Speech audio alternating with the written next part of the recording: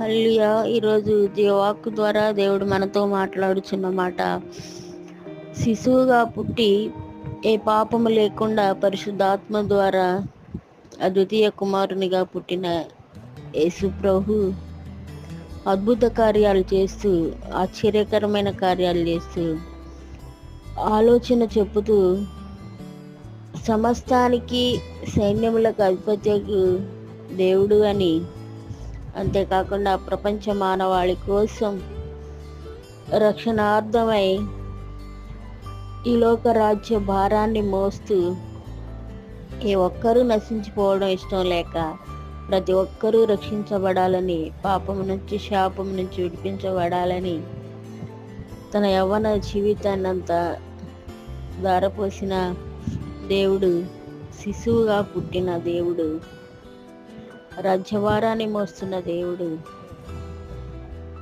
ఆయనే యేసు ప్రభు.